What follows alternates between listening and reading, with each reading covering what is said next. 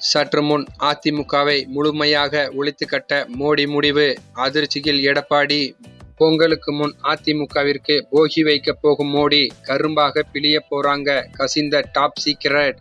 ஜனவரி மாதம் தமிழ்நாடு வரும் பிரதமர் மோடி அதிமுக பாஜக கூட்டணி குறித்து முக்கிய முடிவு எடுக்க போவதாக டெல்லி வட்டார தகவல்கள் தெரிவிக்கின்றன. ஜனவரி 2 பிரதமர் மோடி தமிழ்நாடு வருகை புரிய உள்ளார். திருச்சி விமான நிலையத்தின் புதிய முனையத்தை திறந்து வைக்க பிரதமர் மோடி திருச்சி வருகிறார். திருச்சி சர்வதேச விமான நிலையத்தில் சுமார் 1200 கோடி மதிப்பீட்டில் புதிய முனையம் கட்டப்பட்டுள்ளது.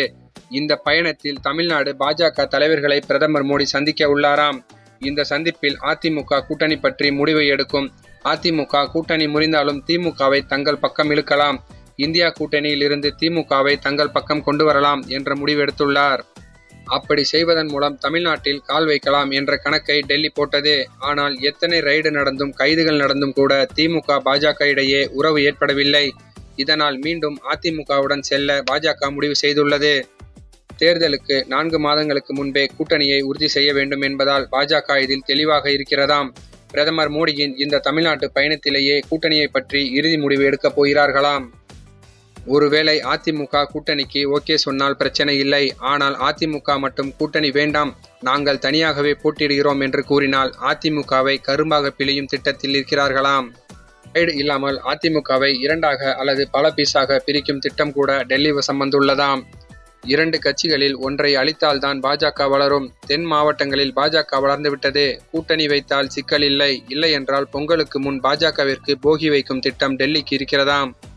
திருச்சி விமான நிலையத்தின் புதிய முனையத்தை திறந்து வைக்க பிரதமர் மோடி திருச்சி வருகிறார். திருச்சி சர்வதேச விமான நிலையத்தில் சுமார் 1200 கோடி மதிப்பீட்டில் புதிய முனையம் கட்டப்பட்டுள்ளது.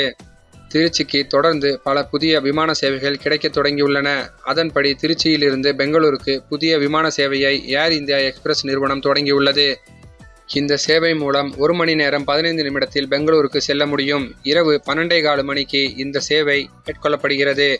1:30 மணிக்கு நள்ளிரவில் இந்த விமானம் பெங்களூரை அடையும்.